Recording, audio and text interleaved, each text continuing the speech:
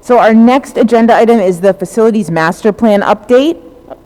We are going to, I will invite the folks from Lavallee Brensinger up. They are going to present what their process, and then you folks in the audience will have a chance to ask questions of them and make any comments.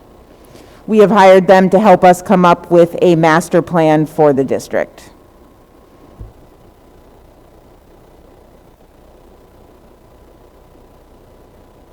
Can you hear me? There we go. Perfect. Thank you to the school board for having us here tonight. I greatly appreciate that. Thank you to the SAU staff and directors and admin over there. Also, thank you to the community for coming out tonight. Hopefully you're here to hear what we have to show you. If not, you're going to be here for a little bit of time listening to us, because we do have a lot of findings to talk about. We've been working on this process with the committee. It's been a great experience. We've been working on it for the last 6 months. So there's a lot we're trying to cram into about a half an hour or 45 minutes. And then, like we said, we'd like to open it up to hear from you on some feedback of what we're talking about. Who we are. I'm Jay Doherty. I'm the guy in the middle there. I am the project manager. That means I'm kind of the guider or the person who manages the whole process to make sure we have the right people in the right place at the right time. Lance Whitehead, next to me here. Lance is the principal in charge at Lavallee Brensinger. That means he runs the whole architecture education studio and oversees all the projects. And then we have Eric LeBlanc, who's a project architect. Eric's role in this is really to dive into the details of the buildings. Eric's been through all your buildings, and same with myself, digging through ceilings and everywhere we could possibly get in your buildings to understand them better. Tonight's agenda really is quite simple. We want to talk about the building assessment. Eric's going to give us some feedback of things that we've seen. We've had a team of architects, engineers, civil engineers, mechanical engineers, structural engineers out to look at all your schools. So we're going to give you an overview of that. We want to talk about the visioning processes, which is part of this master plan that we're coming up with. Where do we want to go? What do we want to be? How are we making changes to get there? The school has done some great things, and the question is, what is the vision and how do we move that way? So I want to talk a little bit about the visioning process. Lance is going to do the majority of that.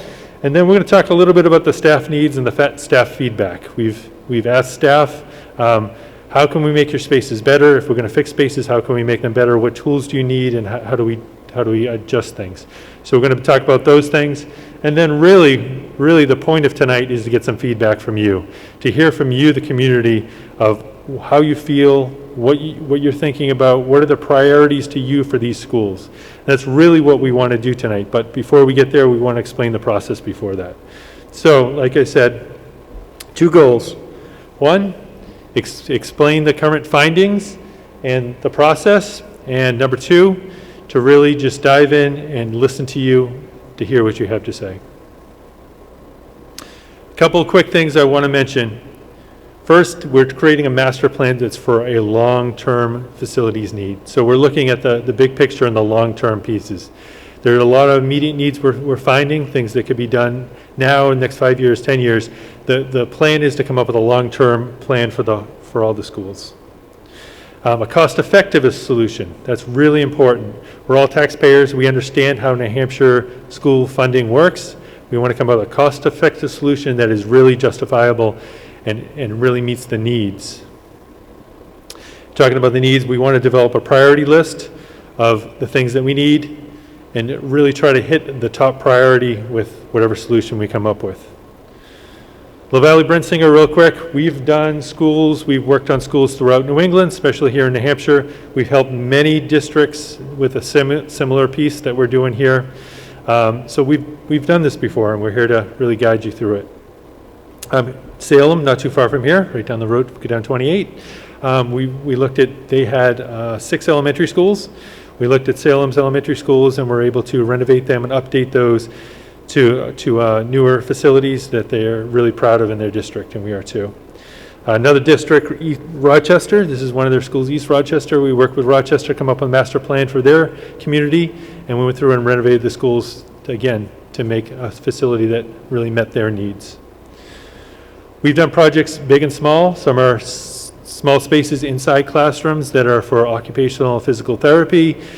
Some are for different kinds of learning, or in which the way learning has changed.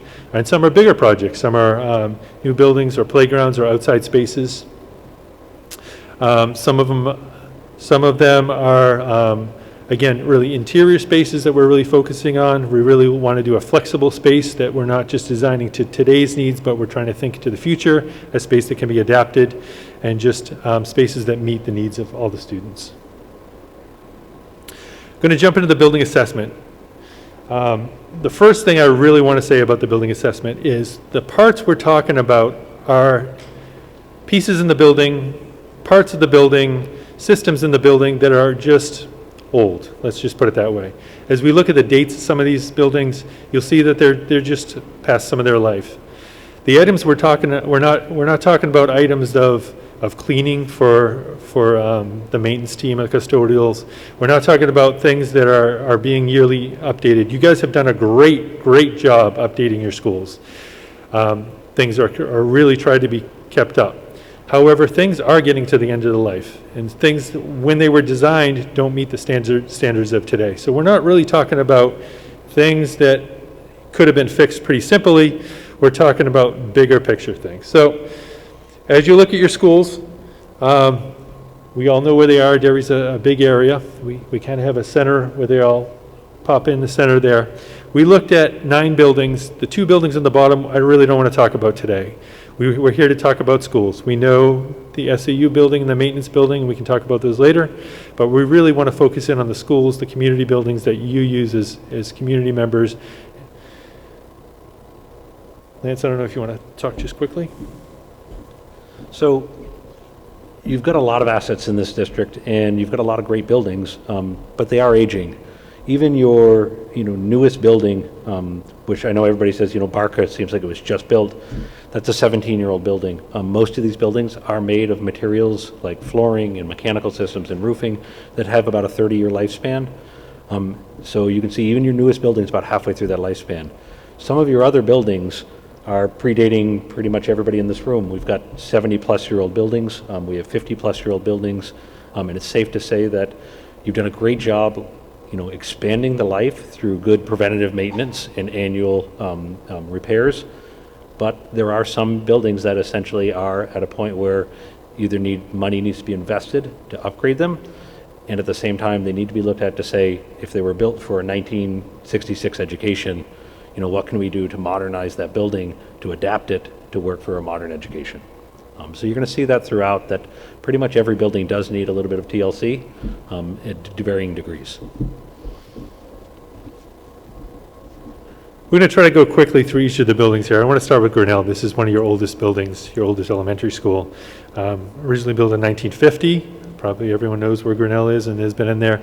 I mean, when you think of what an elementary school looks like, that's a classic 2-story gable end front. That's where you walk into, gym on the side, built with strong bricks, and it's got some great bones to it. But it has had some additions over time. Awesome. Thank you, Jay. So what we've tried to do is really distill and grab some photos that we thought were representative of some of the issues that we observed at each of the schools. Our report is actually very, very detailed. I don't really want to get too far in the weeds with that. But what you'll see here is a pretty good representation of, and it's really just a snapshot in time. So these are some of the items we saw as we toured your schools over the summer. One emphasis you'll see as kind of a common thread for all the buildings, and that we have a keen eye on, is accessibility. So you may hear us say accessibility or refer to ADA, which is the American with Disabilities Act. It basically requires all your public buildings to be accessible for people with mobility issues or disabilities. So really, when we're looking at some of these older buildings designed in the 60s and 70s and even the 80s, a lot of them weren't built or designed up to those standards. So you'll see in the upper left a photo of a small single-user toilet room. A space like this is far too small. It's just configured in too small of a way for proper accessibility. Similar comment with, you see the railing we would have full handrails going up and down the stair with extensions. The other top photo all the way on the right, we're kind of highlighting some of the exterior issues that we see at your buildings, which oftentimes is where a roof or a canopy meets an exterior wall. In the middle, bottom row middle photo, we're looking at the stage in Grinnell. So this stage is actually not accessible. It doesn't have any kind of handicap access to it. The photo on the bottom right is the doors exiting the gym. So we're also looking at the condition of some of the materials on the exterior as well as the interior. And we're looking at how some of those materials may be at the end of their useful service life and in need of replacement. So as we look at all the schools, as Eric pointed out, our report is really detailed. We're just showing you a very small snapshot of this. We have a 1,000-page report that we're going to release at the end of the year that will have all these things in detail. So those who want to dig into this deeper, you can find that on the school's website at the end of the year. The Dairy Village School, obviously twin schools that were built at the same time, South Range and Dairy Village. Very interesting. Dairy Village has had 2 additions. One addition in the back that was the same addition in 2000 that was the same addition that happened at South Range, but it does have a side addition that did happen there. Located not too far from here, obviously, right? Kind of right down in downtown Derry. So you'll see again a couple of photos here of bathrooms that are simply the configuration is too small. The upper middle photo is of the 77 edition. It's actually, obviously a temporary plywood infill at an exterior entrance. And then the photo on the top right is the 2000s edition. So while typically you'll notice in some of the buildings that have had later additions or are newer buildings, usually there's fewer issues associated with them. But sometimes it's an exception. So with the 2000 editions both on South Range and Dairy Village, we saw deterioration of those precast sills and really crumbling and starting to fall apart. 2 of the photos on the bottom row, again, non-ADA accessible bathrooms. And then the photo on the right, just again illustrating that some of the finishes in these spaces, this happens to be the media center in Dairy Village, and again, starting to deteriorate and approach the end of its useful life. So Dairy Village, obviously, its sister school, South Range. Very similar plans, as I just said. The interesting thing, so when we look at the interior layout, very similar. The interesting piece, though, is the materials were changed to give it its own character, which is really great.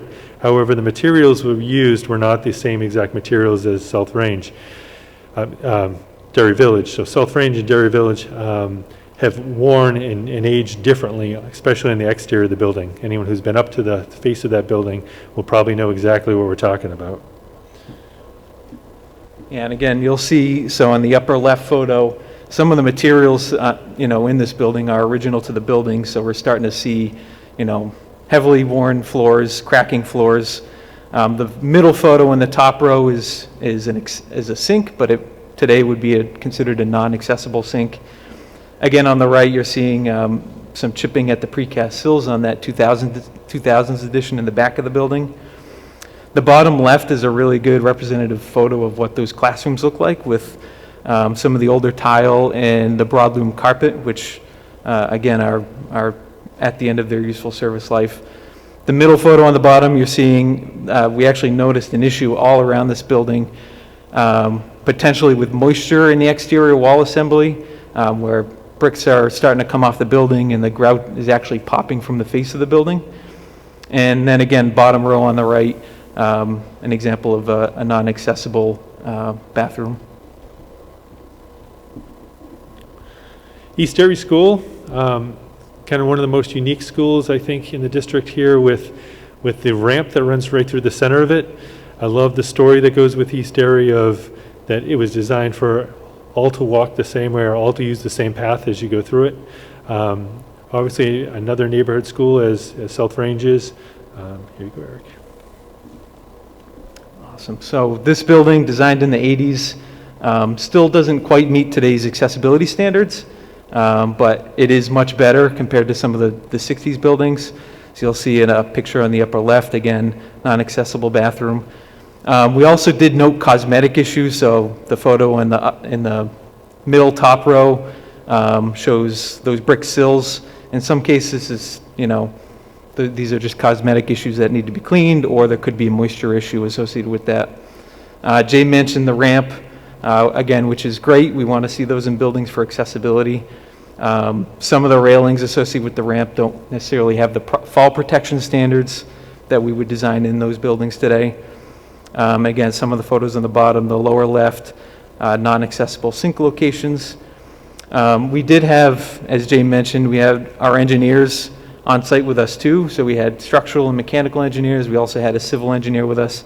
So you'll see photos like in the middle bottom row of some site retaining walls and the condition of those. And then again, on the bottom left, looking at some of those exterior materials and the deterioration of the exterior entrances there. Your newest elementary school, Barker, obviously, again, a neighborhood location. As we said, your new school, but still 17 years old. And I'll let Eric dive into it. Sure. So again, generally in really great condition. Some of these are a little bit nitpicky. So in the upper left, we're looking at some of the plastic laminate surfaces that are starting to delaminate in the building. We did notice some staining on the exterior of the building in the precast. There was an issue with some cracking in the floor, so you actually see 3 photos up there of some cracking that was occurring in multiple locations throughout the building. Some of these, again, they're happening at the slab level, but they can be repaired cosmetically. It's important to note that, we did have the structural engineer come through and assess all these buildings. They didn't know anything to be immediately concerned about with any kind of settlement or the condition of the bearing walls of these buildings.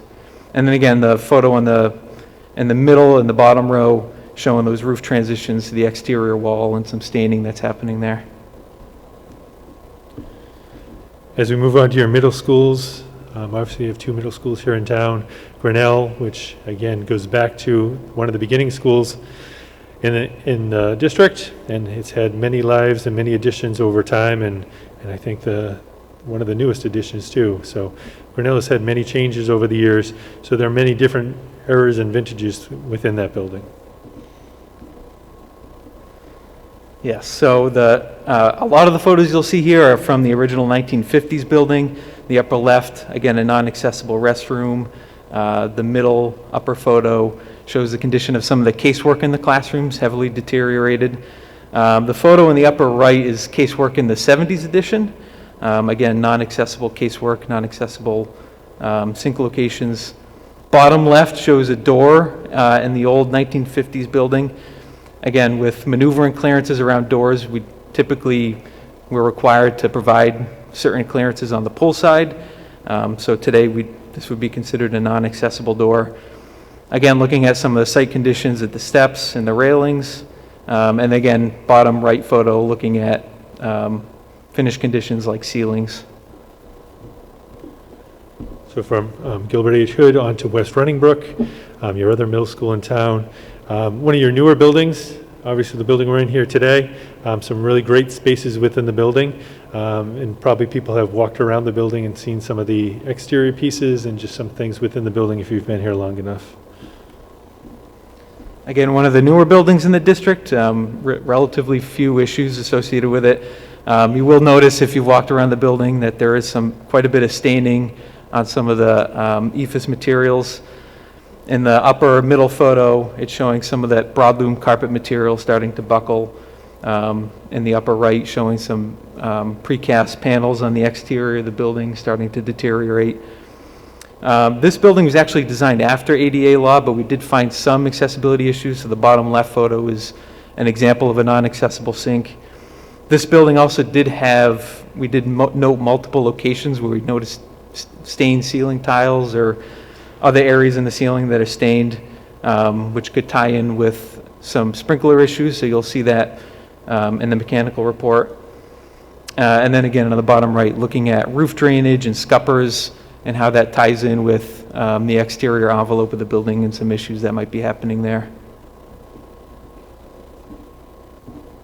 So while Well, one team was really focused on the physical conditions of the buildings themselves, documenting where are the issues, where are code issues, where are functional issues, and what conditions that need to be addressed as part of either maintenance or improvements. Another team was really looking at where do we want to be in 20 years? What is the current state of our education system, and what do we need to be prepared for as we move forward that should be factored into any improvements we make? We call that process visioning.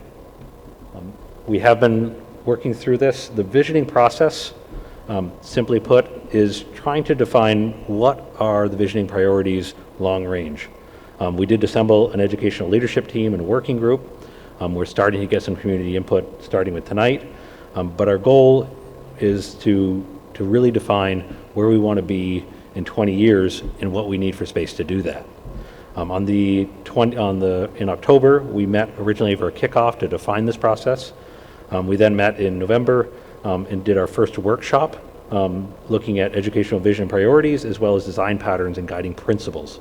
We have a meeting coming up in December that will look a little bit more detail at sustainability, security, and then key spaces and adjacencies that we need to implement some of these goals. Ultimately putting it all together into here's our long-range plan, here's where we want to be, and here's what we need to get there. We did do this via virtually. We've had short workshops. They have been highly interactive where we can do breakout discussions and really kind of get out, the 30,000 foot view of what the curriculum looks like. If you'd like to see this in detail, it's something that would take us several hours probably to go through as a group here, but the notes are online from the kickoff meeting as well as the workshop 1. You can see very detailed notes on there of what was discussed and what the conclusions were drawn from that first kickoff as well as that first workshop that's online.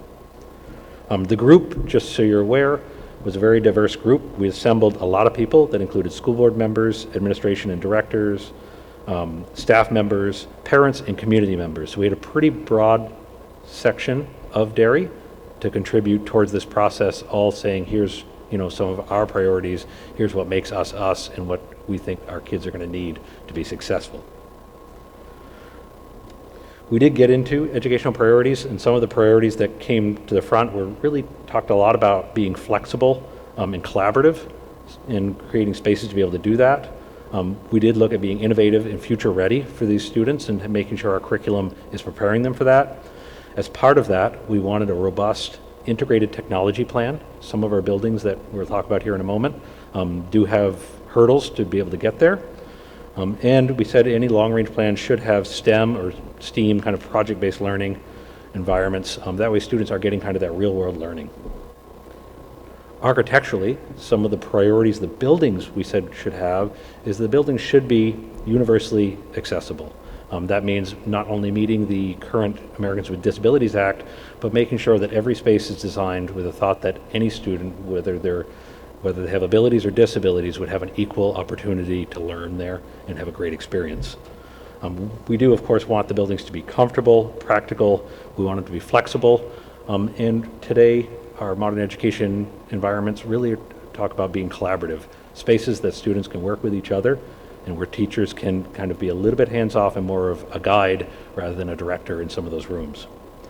Each of the school districts actually did bring forward outdoor learning. It's something that came very popular, I think, this last year with COVID. Districts that had outdoor learning used it a lot, and districts that didn't really wish they did. But for years and years, a lot of schools have said, outdoor learning offers us great opportunities to get the kids energized for what we're teaching. The workshops did talk about community priorities. We recognize that every building is a community asset, that the students used it during the day, the parents used it as well, but in the evenings, this is a community asset that the community should have use of the space, that they should have indoor and outdoor amenities that serve each of the neighborhoods, and that we should have a sense of community pride at each of these buildings, particularly at the neighborhood school level. We went through at those workshops where we were when these buildings were designed, where we are now, and where we want to be. If you look at this upper photo, the vintage these buildings were designed in were set up for teacher-centric learning, kind of a factory model of education.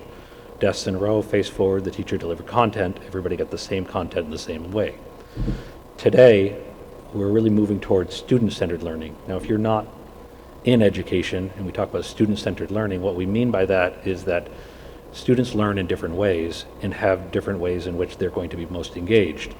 It's not to say that they're picking what they learn, they're more picking how they learn it, and we're trying to design a learning plan that recognizes that different students learn differently and that different students have different abilities. We are moving from passive learning to active learning, and of course we're moving from classrooms that are very traditional to very flexible environments. That's all towards getting away from group teaching and move more towards collaborative teaching and project-based learning. And of course, technology is part of that, going from conventional technology, which is at the head wall, to technology in the hands of every student. So with this, we did do some surveys and some polling with the groups that we had. Some of the things that came right to the top as to this needs to be a very high priority for anything we do here is we need to push forward with buildings that will support student-centered learning, with buildings that will support social, emotional learning. I think I've been to a couple school board presentations. Each of the school districts that has presented when I've been here has talked about social, emotional learning to some degree, and really creating students with a growth mindset that are going to have real world connections and real applications for what they learn. To do that, what we described in this group was creating very agile classrooms that can adapt and flex and move as teachers rearrange their space and as different activities take place.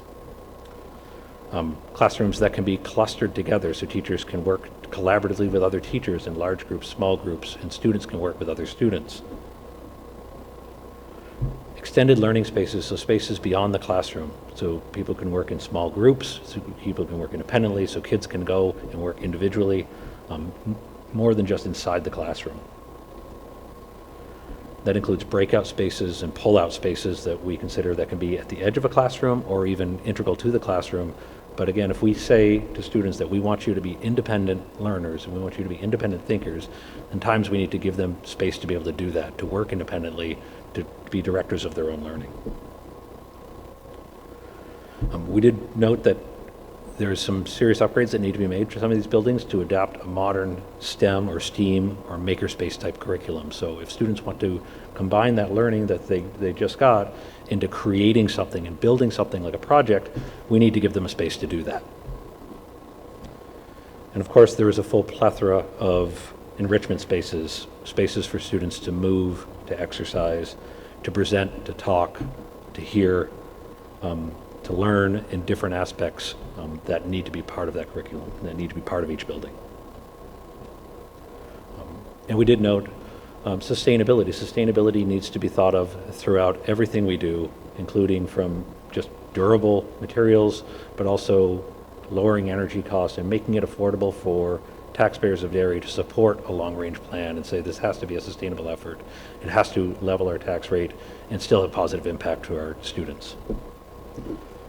That work is partially done, and Workshop 2 is coming up on December 8th with New Vista Design. David Stevens leads that workshop. He'll bring that group back together again, and they'll really delve into some of these areas in a little bit more detail. We look forward to putting that information online as it becomes available. Like I noted, the first 2 workshops are online if you really want to delve into some detail there. So with that, Jay's going to talk a little bit about staff input. So I want to pause just for 1 second. One thing I just want to talk about. So Lance talked about visioning. Visioning start with some concepts, things that we talked about, student-centered learning and different concepts that we're in the process of the district's doing some of these things right now. So it's really great to see that the district is proactive and improving. And then we also we showed some images of how those things, those concepts we talked about, how they turn into a built environment. Eric talked a couple minutes ago about some of the issues with the school. Either we can just fix the issues, or if we're going to fix it, can we rearrange it or fix it in a different way that becomes a better space? So I do want to make a quick note before we move into staff is the building is just a tool. There's staff, your teachers are really the teachers who are teaching your students. The building's not a teacher. Your staff's doing an awesome job. The volunteer we got to meet a few minutes ago, thank you for everything you do. Thank you for the teachers that stuck around and administration that stuck around tonight. Really, that is what makes your school your school. The building, the physical building of the school is a tool that a teacher can use to improve what they're doing, but it's not going to teach. So I want to make that completely clear that we're not trying to replace any teachers or anything they do. We're trying to give them a tool to enhance what they're doing. So as we move into the survey of some of the input that we've gotten from teachers, I just want you to keep that in the back of your mind. So we put a survey out to teachers. We got 113 responses, a good range from all the schools. You can see all the schools are represented up there, and also the SAU and the warehouse and facilities team about all the spaces. So we got some good feedback from everyone, which we really appreciate the staff and teachers doing that. Digging into them, we had a lot of classroom teachers with a majority of it, which is really good to see because they're in a lot of these spaces that we're talking about. But it was also good to see that we did have a well-rounded. I mean, we had some counselors in there, we had the school secretaries, we had some food service people, we even had custodials weighing in to tell us about their buildings and about the spaces that they're in. We got a lot of great feedback. We're not going to go through it all, but we did have a couple surveys that really talk about some of the educational spaces within the building. So one of them, educational spaces that you find challenging and things that we can adjust in this project to make it a better space. So the first one was furniture. So that's a pretty simple one. People want flexible furniture, space, things that they can move around the room, and they can configure the room differently, which is a great thing to hear. A couple other things we heard was, we heard about storage. Storage, as spaces grow, as technology changes, as we get more stuff, we need spaces to store that. So storage seems like a simple thing, but for a classroom, it's very important. And then systems, mechanical systems and electrical systems. Many of these schools were built in 1950s, 1960s. They didn't have computers the way we have them today. They don't have technology the way we have them today. Just add some outlets or add a power strip is not going to work. There has to be a major infrastructure of electricity and technology. And then we also asked any benefits that you think could happen with a project like this.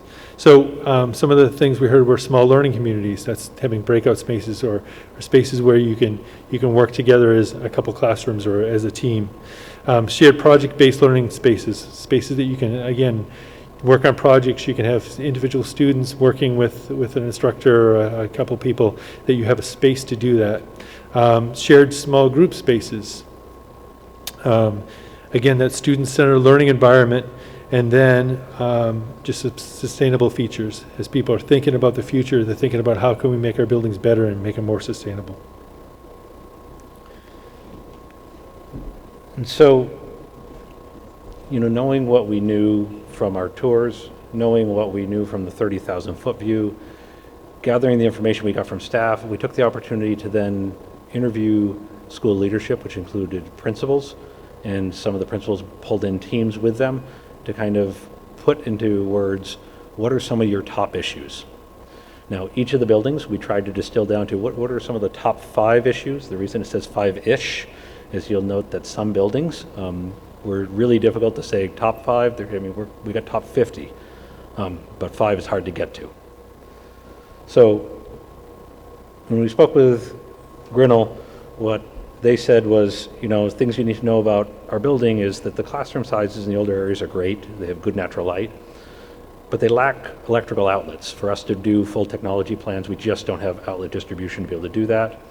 The building was built before the need for as many small rooms as they have today for modern education. So they said they really lack a lot of these small environments for one-on-one meetings, for calming areas for students, for meeting space, for Title I and intervention, for special education areas. Again, education was quite a bit different in 1950 than it is today, and students, we have a lot more services that we offer students in our public education system. And they also noted throughout, we really lack classroom storage. So any master plan that we create at Grinnell should address these items. There was many more things they did talk about. We kind of tried to just distill down what are some of the hot topics that we need to address. Now, when I mentioned distilling it down to top 5, you met earlier tonight, Dairy Village Elementary. They're a very energetic group. They actually gave us a lot of feedback, so instead of top 5, we gave them their top 10. They had a number of things they met with us, and were very proactive when we met with them, which we appreciated a lot. Right off the bat, they said, we don't have a main hub or a heart of our building or a welcoming entrance. You essentially enter into a corridor, and that's something that kind of takes away from us a little bit. They noted that the gym and cafeteria as a shared use is problematic to be able to constantly flex that environment and get all of your curriculum in each day. When it's closed, it's too small for each one. When it's opened up, you're constantly moving to be able to implement everything you want to do for students. They'd like to see a stage and a presentation capable space, whether it's one of those spaces or another space. That's something you'll find throughout the district, that there aren't a lot of spaces where kids can present and do that within their schools. Similar to every other building, they lack outlets for a full technology plan. They do lack classroom and student storage throughout, and their classrooms do need some AV and IT upgrades. And while they have been working towards making IT upgrades, their classrooms kind of need an overhaul and a modernizing. As you heard from Eric's report earlier, the addition on that building is a pretty poor quality addition, and it actually needs to be addressed. It's starting to deteriorate. They do lack special education space throughout the building, and they said we'd love to have some outdoor science areas that would supplement our students' learning. And simply put, your nurse's office, doesn't function. I think that was probably very highlighted during COVID, but even before that, the nurse's area is simply too small to function for a modern nurse's office with any kind of separation. Did I get that right? All right. So when we went to South Range, although they're living in almost the identical plan, they had a different take on what their issues were. The first thing they noted to us right off the bat was they just wanted people to know that they do feel they have a very strong supportive community base as part of a neighborhood school. They feel that their building does work as it is, although Eric's report noted that there's a lot of issues with that building. They said it's functioning for them. They admitted that increased enrollment has caused space issues, so they are full, they're at capacity. Every square foot of that building is being used. They again said they would benefit from a stage or a presentation capable space somewhere in this building. Like all the other buildings, they lack outlets to be able to do a robust technology plan. And of course, they lack special education space similar to their identical plan that we just went over. Small spaces, special education spaces, and kind of spaces beyond the classroom. East Derry Elementary. So East Derry is a nice layout. Right off the bat, they said, we just want to tell you what's great about our building is that we have a great front patio, we have a great sense of entrance, we have some nice outdoor areas, and our layout for our building works really well for us. They noted that the ramp is challenging. It takes up a lot of space. It is workable, but it's challenging. They actually have, if you haven't been there, they have one whole wall that's a south-facing wall, which has a black area on it called it's a solar trom wall, originally designed to be able to take solar heat and use that in the winter to supplement the heat of the building. It doesn't function. The way that works right now is the trom wall heats up and it dumps that heat into the classroom spaces, making all the classrooms that touch that trom wall very hot spaces to be in. They noted that on the lower floor, there's very limited natural light to all the classrooms on the lower floor, and any renovation to this building should address that and be able to do that if we were to get rid of the trom wall. And they noted that some minor interior renovations could go a long ways in some of their special needs programs. Right now they have several special needs programs that essentially need a classroom and a small meeting area and an attached restroom, and rather than locate them and co-locate them next to other programs that would be beneficial, they locate them in the room that has the toilet, and they kind of subdivide the space, kind of doing the best they can with what they have. So a little renovation could go a long ways here to make spaces work well for those programs. At Barca, your new building. Barca building is in good condition in their view. It works well for education. They do have some acoustic issues. Originally designed with full carpets throughout. Now that the carpets are coming out, all the surfaces are hard. So any improvements to Barca should include acoustic treatments on many of the classrooms and areas to quiet those spaces down.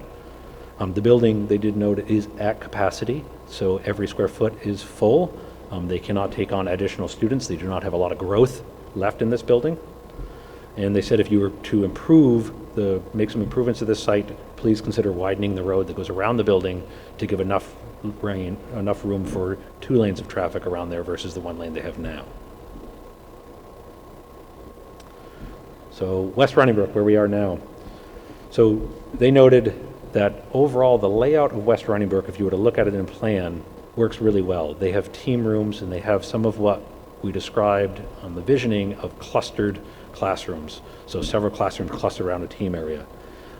That works great, particularly for a middle school age group. Now, if you've been in the building, the upper floor actually has a hole in the floor that looks down into the lower floor team room. That means that the upper floor doesn't have a team room, and they said if you're going to make improvements to our building, infill those floor openings, then we've got team rooms at every level, at every classroom area, and it will go a long ways to helping them with their education system. They do have some accessibility issues that they'd like to see addressed. Some of the smaller team rooms do lack ventilation, so there's some small areas that they use a lot that appear to have been maybe designed for storage areas. They don't have a lot of ventilation, and they have no visual sight lines to any other space, so it makes it difficult to try to do some teacher meetings or from student meetings in those areas. So simply cutting in some windows and some natural light and improving the air quality would go a long ways. They do lack conference and meeting space. Even the main office has no conference room, so if you were to come to the school and you needed to meet with an administrator, you would have to essentially go into the building, or if you were to meet with a teacher, you'd have to go into the classroom areas. Tech ed, family consumer science space, and science labs are all good spaces, but they were designed for 1993 curriculum, and curriculum's come a long way since then, and so they should be modernized as part of any upgrades to this building. They had told us that if we really want to swing for the fences here, that you should consider adding athletic fields. I know the community is considering that, has considered that in the past, and continues to consider what that would look like as a community benefit. And they said, if you really want the ideal, we'd love to see a performing arts space, full performing arts center. The principal said, I can't leave without at least saying, putting in a plug in there that somewhere in this district, we'd love to have a performing arts center. Now, as you heard, pretty much every school said we would like an area for kids to at least present, even if it's not a full performing arts center. They said the same thing, but they said, if we really want, again, swing for the fences, let's get a performing arts center somewhere in this district. So the one group that we haven't met with due to schedules misaligning, but we are planning to meet with, is the Hood Middle School. We will look to give you input on that Hood Middle School as soon as we have it hot off the press. And so that's kind of a snapshot of where we are now, what we've learned so far, and what we've done, what we've documented. We are working on a full detailed report to be able to launch that online. But we're at a point where we haven't decided, we haven't started solving the issue. We haven't put pen to paper, and we're at a point where we're still taking input.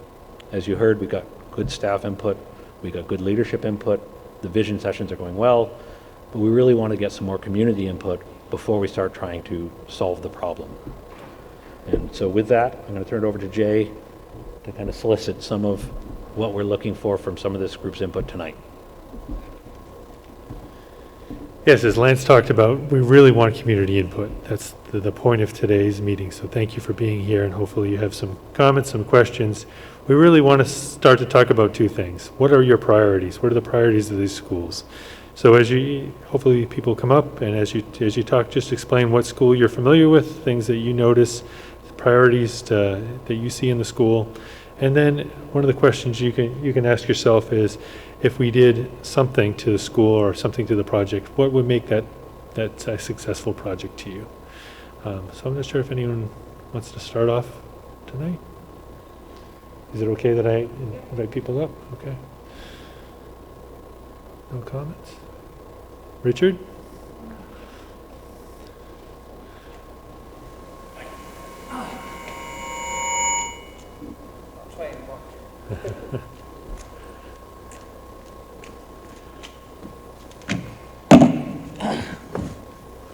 Is it all right if I take my mask off so you can hear me?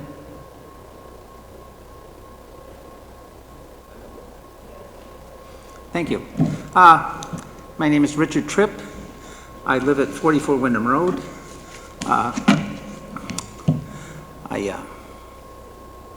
One of the things that, the first thing I want to comment on is there's like 12 people here. I think that if you're looking for public input, you're probably not going to be successful tonight. I believe that the board should put together another session and advertise a little bit better. because if we're going forward with the opinions of 12 people for this update, or whatever you want to call it, we're at risk of failing or being misguided. Can I speak to that, Richard? Is that all right? Oh, yeah. Well, I believe that's the way that was set up. Does his time count and my time? Oh, I'm sorry. No, his time doesn't count in your time. Okay, thank you. I had to ask, though. At the end of this, we're going to show that there is a community survey, and hopefully we get some more feedback from that. We did put a community survey out there. We hope to advertise it more by extending the deadline of that community survey. That will try to give us some more feedback. But you are right. We'd love to hear from more than just 12 people. We'd love to hear from more people. So thank you. But the other issue I would have is that if people are watching this at home or whatever, you know, they're not actually getting the real impact of the presentations and stuff, because, you know, speaking via, you know, surveys and stuff is not, you know, really productive in my mind, because if you have a question, you should be able to ask the question and get it answered, you know, and you can't do that, you know, via Zoom or a survey.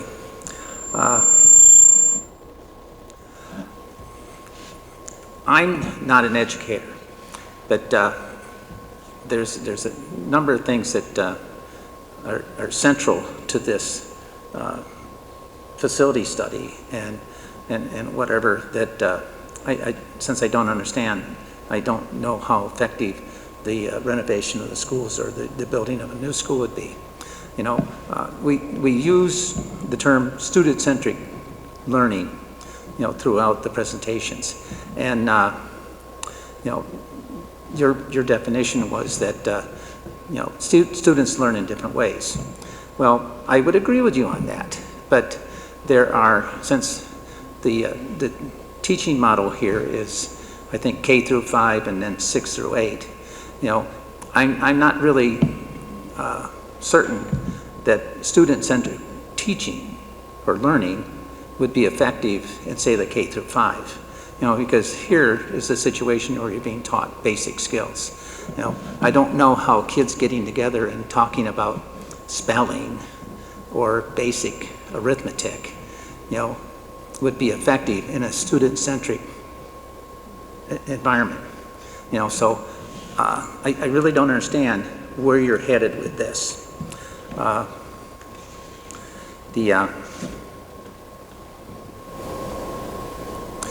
The other thing is, I'm looking at the presentation you had tonight, and I see where you want to go, but I'm really not certain where we're coming from. You know, if you'd had some photos of classrooms that exist, you know, I could better understand. Has it been 2 minutes? Oh, all right, sorry. I want to be able to finish up. I don't understand, you know, for us to be successful, we have to know where we are in order to know what possibilities exist to go forward. And, you know, like I said, I do know that the classrooms that I've seen, because I've been able to visit the Dairy Village School and participate in the reading that they have, you know. So I know what the classrooms look like there, but I don't, you know, not, my son was last at West Running Book in probably the mid-90s. So, you know, my memory of what the schools, how they look like now is minimal. So I think that for the community members that are non-parents of school students presently, you know, for them to support something like this, they would have to know a little bit better, you know, what the current situation is. You know, I know that the schools are in need of repair and stuff, but you know, will the current configuration of the schools support student-centric learning? and collaborative learning, and all these things that you're talking about. So my last question is, having looked at the schools, well, actually, this is my next to last question. Having looked at the schools, and you having worked with many schools, so you should have a rough idea of, given what the improvements or changes are going to be, would you have any idea what the minimum or maximum cost would be? And lastly, the report. Now, this is going to be available on the facilities webpage on the school website. Do you have any idea when it'll be available? Yes, by the end of the year.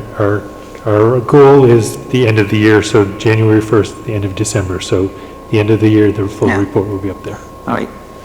One last comment. Obviously, people, they haven't been following this.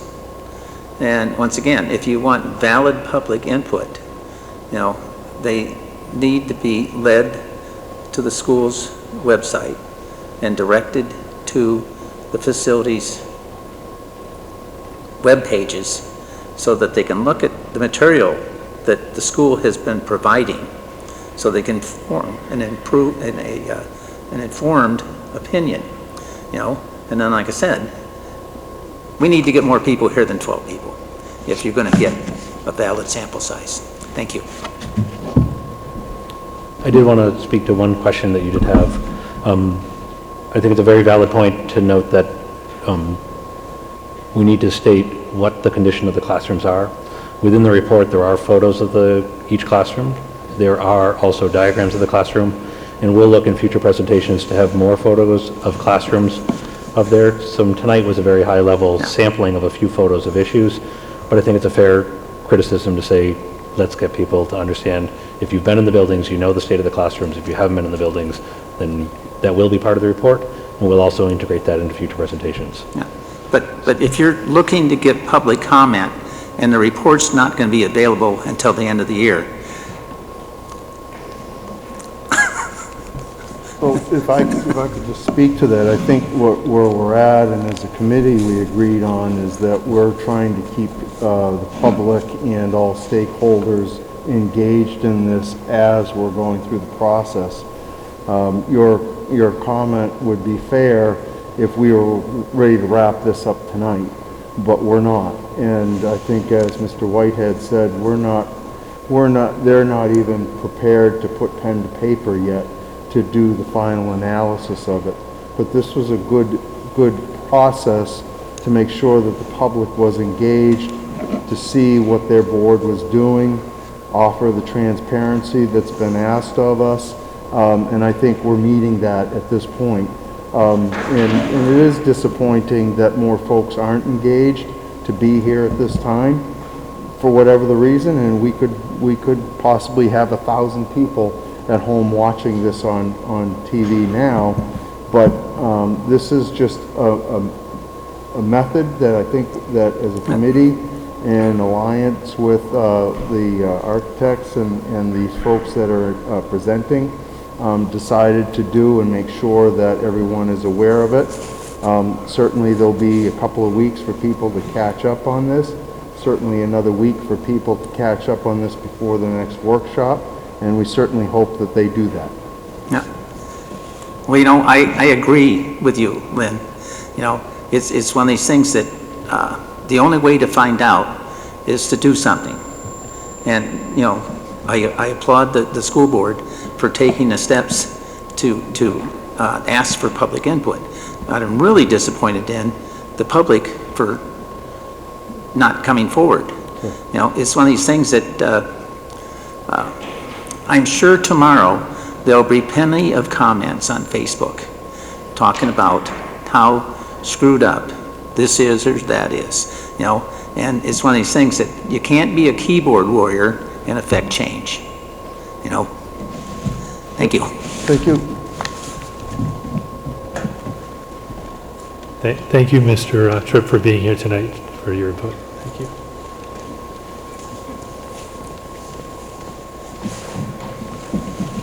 Hi, Darlene Morrison, 55 Brady Ave.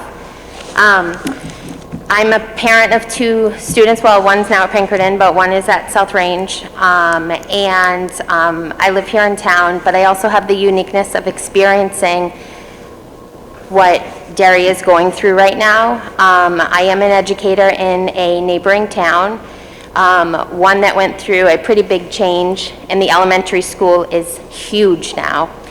I'm a firm believer that you don't know what you don't know until you try it. And having experienced that try, I work in a very beautiful building with a very supportive community. And we're learning along the way that there's a lot of bumps in the road that weren't thought of when this took place. And one of the things that continually comes back is staffing.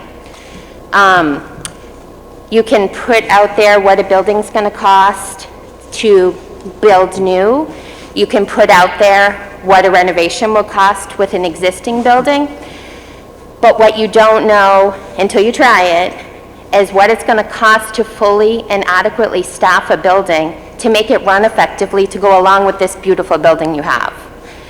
So what I'm wondering, I know you guys are here to say, like, in the end what the cost would be of the facility itself, which I agree 100%, the facilities need to be kept up. That's what the students are in.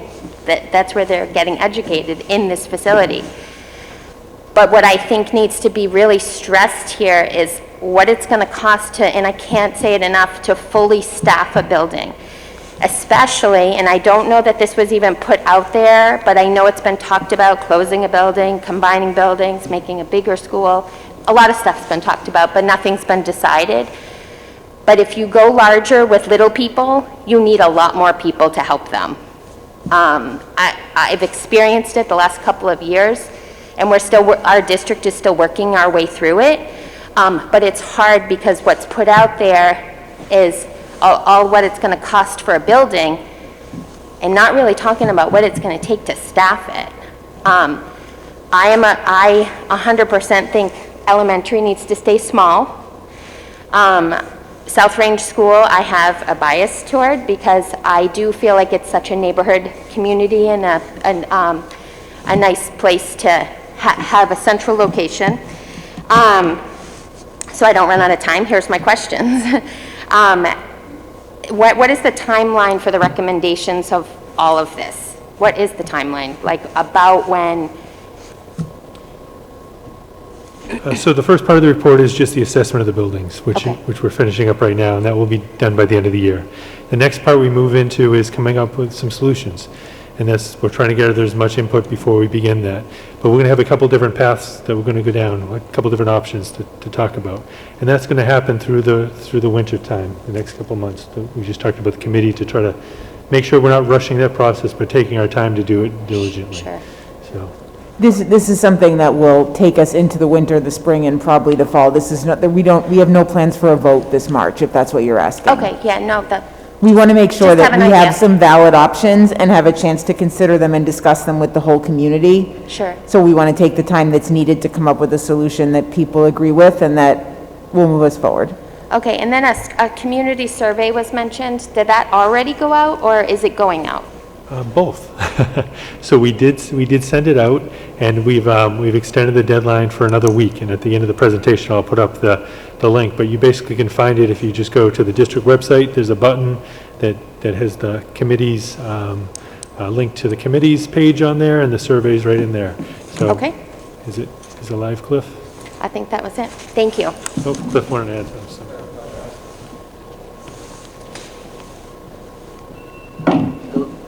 Yeah, the link is on the front page of the website, too. It's right at the very top front of the website, so you can't miss it. All right, thank you. Thank you for coming.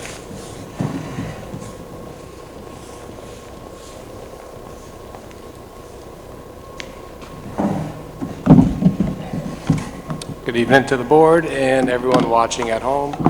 My name is Mark Saragusa. I live at 49 South Main Street in town.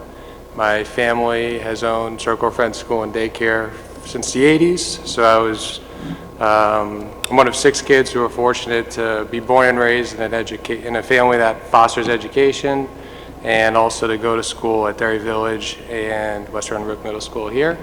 Actually, Ms. Krikorian was the principal at the time I attended here. So my questions are more related to, I understand that the facilities and the school and the curriculum need to be improved, and that's really not my area of expertise, but I'm more interested in your opinions on, in your past experience, how does school improvements fit into the overall growth of the community? And one of the points that were made in the surveys with the staff was, for example, widening the road at Barca. I know that traffic's awful there, and accessibility, specifically handicap accessibility to these schools, sensitive to me. My elder brother's handicapped, fairly disabled, so I know growing up my parents always were looking at that, but there's a lot of projects being proposed in the area, specifically in the district that would go to West Rennbrook Middle School, Derry Village, and South Range. So I'm curious what your insights are on impact on not only on the grounds but around the school grounds as well. Sidewalks going north past Derry Village School, and then there's none just south of this. My family owns right across the street here, so I know growing up, just walking across the street 28 is dangerous until you get to the set of lights where the crosswalks are. And we owned right up to the set of lights, so there's no sidewalks on the road. There's dangerous shoulders there. So what have you seen that works, and is it important to not only look at the school facilities but also the community vision as well? So far we have looked at each of the school sites with a civil engineer. We've primarily looked at on-site improvements. We haven't gone to the extent of off-site improvements. It's an excellent point. It's something I think we can address with the building committee in the future as to what off-site improvements the town has planned and what should be incorporated into a master plan. We haven't gotten there yet. Our focus really has been the property itself and within that property. And we have looked at sidewalks there, safe drop-off sequences, vehicular traffic on-site. But it's a fair point of expanding once we start to create solutions. And if we know we're making site improvements, what can we do for off-site connections and safe routes to school, as well as safe drop-off sequences that would benefit more than the school, but also the neighborhood. So sidewalks are kind of an easy example of, walkability really, but are there any other, good features or amenities to the area that you've seen at other school districts? Many of the school districts we work with first focus on the sidewalks and the safe routes to school for walkers. To be honest, we're in New Hampshire. We don't have a ton of walkers, particularly in the winter months. But we have seen a lot of the districts that we work with also go to the extent of traffic studies once they are committed to doing projects of doing a neighborhood traffic study so that we make sure that we are creating, a positive effect for the neighborhood and for the traffic in that area. Beyond that, I think anything we do should be coordinated with town departments and any recreation departments. We mentioned the athletic fields upgrades at one of the buildings, that the town is actually looking at plans there. And I do think whatever we create, we want to be coordinated with both the town administration and any recreation departments to make sure we're taking steps in the right direction and collaborating with their plan. Most districts we work with do that step. Once they get a little bit closer to, we're going to really focus on this school first or this school first so that we can collaborate at that time. Okay. Yeah, so this district, just north of this, or just south of the school here to Clem Haven, and just a little bit beyond, and then west down Rockingham Road, has been rezoned for walkability. So I'm curious if the board has had discussions with local departments in the past or recently in regards to how any potential offsite improvements might impact, and more so private development and other, usually private developments prompt a traffic study because the density's probably increasing. So that's going to have a direct impact on accessibility to the school here. And usually those traffic studies increase traffic flow, which ultimately increases traffic speed because this is a state road. So they want ease of traffic to move quicker. So that would in theory, that typically makes the street more dangerous and kind of works contradictory to what you're trying to do and what it sounds like the board's trying to do to make these schools more safer. I would like to just thank you for bringing up the idea of this simple idea of the sidewalk, because I think that is important, especially on this corridor here with Dairy Village and West Running Brook. As you mentioned, the highways can be pretty dangerous and these kids trying to run across the street. But you're right, the two proposed, current proposed plans could potentially bring in a decent number of students, not a ton, but certainly new students. And if those could very easily become walkers because they're right behind us here, and the other one's just down around where the old junkyard was. That could very easily become a walking situation. So I don't know if we've worked with the planning board at all with this. Maybe we should set up a meeting with the planning board and maybe the admin team or the architectural team just to talk about those certain things and figure out how we can collaborate that process. We collaborate a lot of things with the town, from paving to many projects, and obviously collaborating for the future would be a perfect spot for this to occur. So thank you for bringing that up. Okay. And may I ask one more question? I know I'm out of time. So at the last meeting, it was mentioned that, I believe it's a benefit that several of the schools in town are neighborhood schools. I'm not sure which of you had mentioned that. I'm curious, what exactly does that mean? And secondly, you mentioned also tonight walkability in New Hampshire is not really a thing for schools, especially during the winter. Is that something that, like being a neighborhood school, does it lend yourself to being more walkable for nearby communities? And also, is it something to strive for as a school district? It is. We find the walkability, it only exists in neighborhood schools. Obviously, there are several communities in New Hampshire that have a school in the outskirts of town that nobody, 2 houses are walkable to it. Several of your buildings have walkability. They have houses within a half a mile that do attend the school. They aren't getting off the charts numbers. I think when we asked how many students walk to school, some of them got up to 25, but a lot of them were in the 5 to 10 range of students walking to school. It's a positive thing that neighborhood schools do bring. It's just, does everybody have, is everybody walking to school? Do you have time to walk your kids to school? I mean, obviously you're not going to send your kindergartner down the street, head to the school, take your third left. But it is something that I think we want to set up to be safe should students exercise that right. The benefits of neighborhood schools are debated on, I think, in every community in New England. Several communities in New England have them, several don't. Some people feel that the benefit really is the size of the school in small learning communities. That can be offset by larger schools forming smaller learning communities within the building. So there are a lot of benefits. I think it really comes down to managing students in groups that are manageable. So you're never managing one group of 600 kids. You're always trying to manage a group of 100, or grade level or a team. So I think the benefits of neighborhood schools are definitely there, but there's also benefits to larger schools as well, shared resources and how you set that building up. Okay, thank you.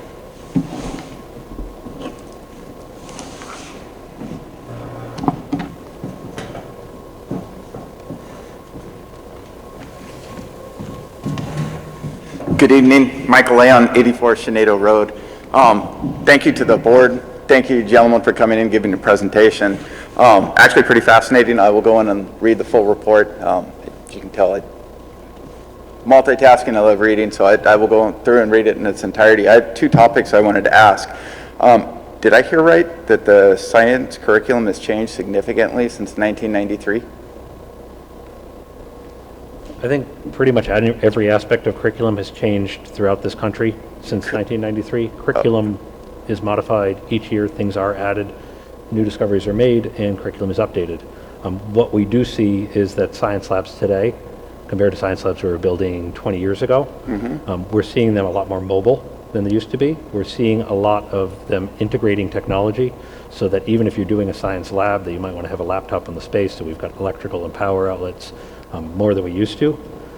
We're also seeing that teachers are wanting to break students into groups versus have, I think about 20 years ago, we had a lot of fixed lab stations where the students face forward. Now they want movable so they can do some labs where they're facing forward, some labs where they're working in groups of 4, and the student can walk the perimeter. So they rearranged that a little bit more. I think the name of the game each year becomes, what can we do to make this more flexible so in the future, if one teacher teaches differently, or if our curriculum changes, that we can redistribute the room and modify it. Okay, to me, that sounds more like how it's being taught, not necessarily just the curriculum. It's not necessarily, I meant to speak more towards how science labs function for us, because that's where my focus I'm is. all for updating science spaces. I used to teach college level chemistry, love organic chemistry. The last time I taught college level chemistry, the chemistry book I used was 4th edition. I have a 9-year-old right now who's reading the 16th edition. They've changed the colors, mostly. And the 2 authors, one of whom I absolutely love, they've gotten a few more grays like I am. Thank you. That's actually that's helpful to understand when you're saying curriculum change. The other thing related to science, the survey that you sent out, how were respondents identified? Were they volunteers who just went to the website? Did you push to them? And It is a good question. I can maybe ask some of the committee here how we tried to get some feedback from the community. You're talking about the community survey? correct, the community Yes. survey. Okay. We took multiple avenues, so we announced it at a previous board meeting that we were going to have a community survey, people could fill it out. We posted it on our website, we posted it on various social media, different people on social media pages. Information was sent out within schools when they were sending out other information, and I think there might have even been some Twitter posts about it to have people fill it out. So we used as many avenues as we could find to encourage people to fill it out, because we want feedback. But Cliff may be able to speak to it better, because or can you? I don't know, you were sitting there, I'm not sure if you were looking for You've covered everything. Okay. Erica. I was just here to back you up, and if you forgot something. Okay. No, awesome. So just 2 more questions. Were any of the posts on social media to restricted websites? To, No. like, say, Facebook groups that selected one group of people? No? I don't know we posted it on as many sites as we could find to Terrific. increase as many people as possible to Okay, participate. and then just the data validation, how do you ensure that one person gets one vote, if you will, or one response in the survey? If I go in and take it out, am I going to have to verify that I actually live in Derry and pay taxes here? Or can I call my buddies in California and have them all fill out the survey? Hopefully security, this isn't the first time, I hope I'm not the first one bringing this up. I will say there is, the first question is, what school are you familiar with? So if your buddy in California is familiar with Grinnell, then we're all wanting to hear it. But that's the only form of validation we have. We don't have, it's an anonymous survey designed for the community members of Derry. It's posted on our Derry Twitter account and our Derry Facebook account, so there are no hidden groups or anything like that. It's just out there public, trying to get as much response as possible. Thank you. That's it. Thank you.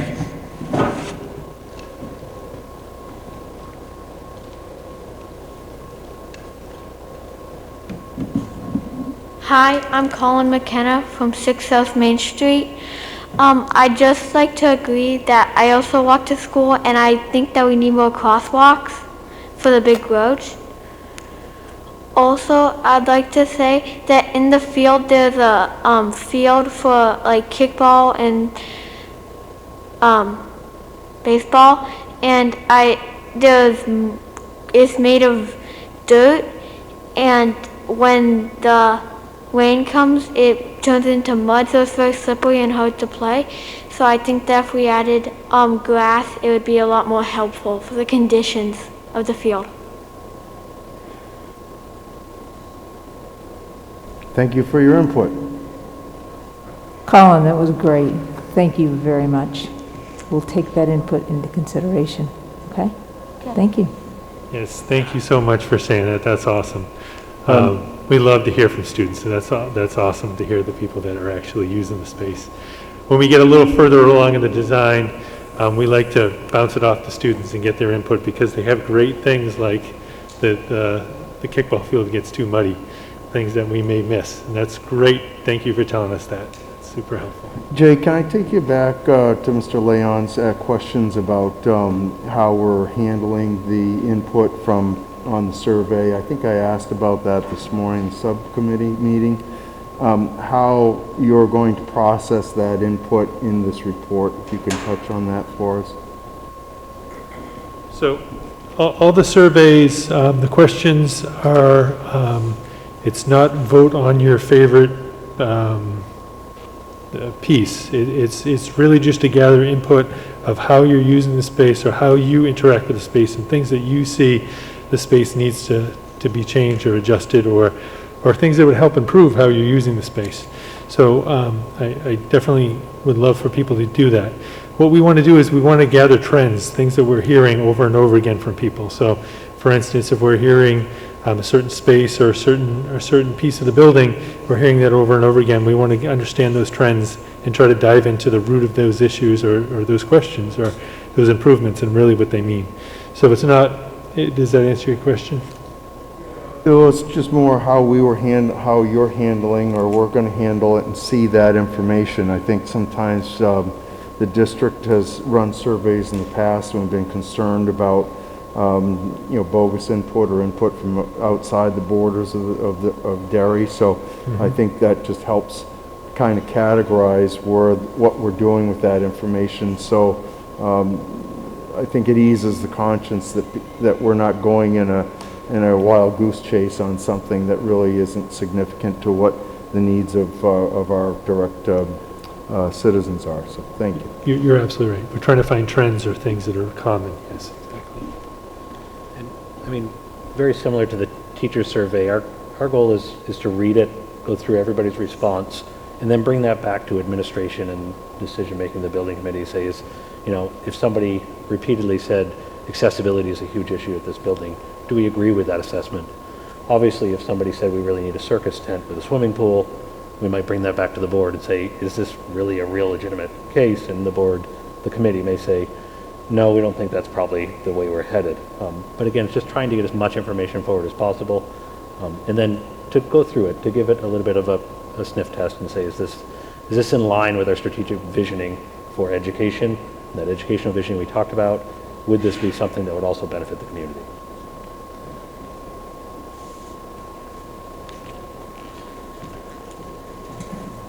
David Clapp, 3 Barkland Drive. So I thank the board for commissioning this opportunity, and you guys presenting today is really good information. I appreciate it. It's funny, I was at my daughter's parent-teacher conference a couple weeks ago at Barker. She's in 2nd grade. And the room looked like when I went to the school in the mid-'80s, in the elementary school, mid to late 80s. Exactly same setup, not a lot of space. And so I'm excited to see what you guys come up with, or with that whole community-centric learning, be able to move around, work in other classrooms. I look forward to seeing that. I think we need something, we need more of that in our schools, because, it like I said, it's 30-something years ago, they're still kind of learning the same way, and obviously the world's changed.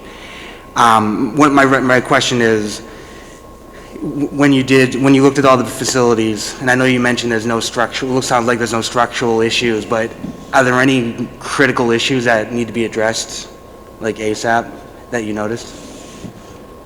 I mean, to me, a lot of the accessibility issues that can be addressed, I think that's a really good step in the right direction.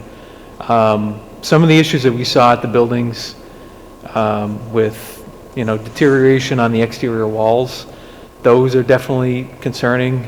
Some of the areas where the structural engineer noted, that there could be compaction issues underneath the slab, and where we're seeing cracks in some of the floors. Those are all areas that might require further investigation. They would require more invasive tests than what we were prepared to do. Ours we were trying to get a really good, broad look at each of the schools and identify where some of the issues are.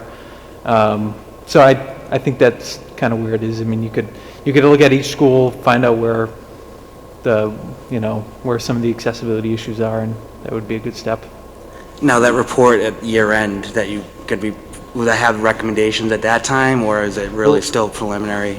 I think the goal would be if we can put together this full report that documents all the different issues at each building, then we can be working with the district to say what issues are we going to address separate from any kind of a bond or major project. What can we address on an annual maintenance budget, what can we make for improvements cost effectively, and what should we prioritize?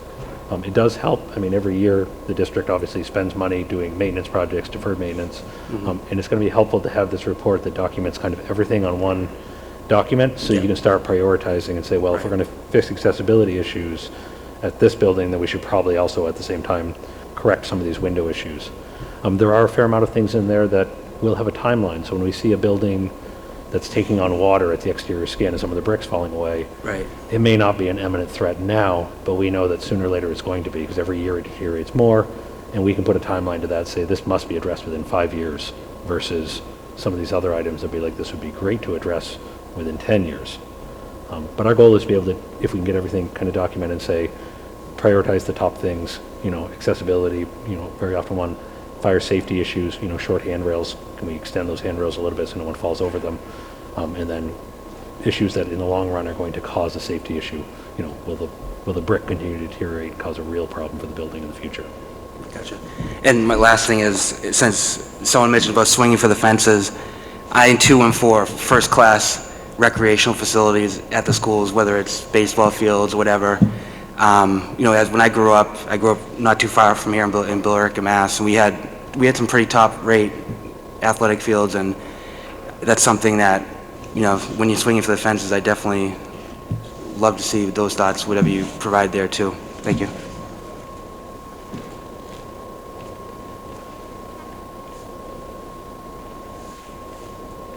Does anybody else want to give some feedback or input tonight?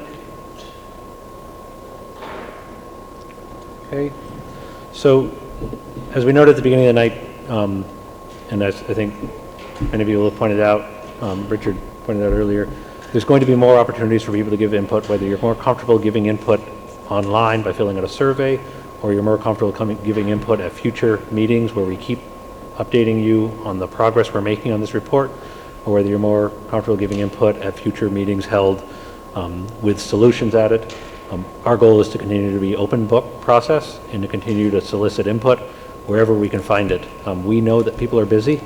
I myself, I have a full family, and it's hard to get to meetings in your own community. So we're trying to make it simple for people to be able to give that input, to be able to come to meetings, even if you can only make one every now and then. So we look forward to that in the future, and we look forward to putting things online and keeping you updated. Along with that survey, there's also an email address on there that the community monitors. So if you have questions or comments, please put them on there. We want to start a frequently asked questions so we can start to answer some of the repeating questions we're hearing. So if you have anything that comes up, please use the email address that's on there, and we try to monitor it as much as I said as we could. Or if you have some ideas, we had some teachers that were talking about outdoor classrooms, and they sent us a couple photos of outdoor classrooms they really like. So if you have ideas that you want to share with us too, please share with us. So thank you for coming tonight, and we look forward to the next time we get to meet with you. And thank you to the school board for having us here tonight. We appreciate it. Thank you, all three of you. You've been great to work with, and you always provide us with a lot of information, and we look forward to sharing more of it with the public throughout the process. I thank all of you that are here that gave us some input tonight.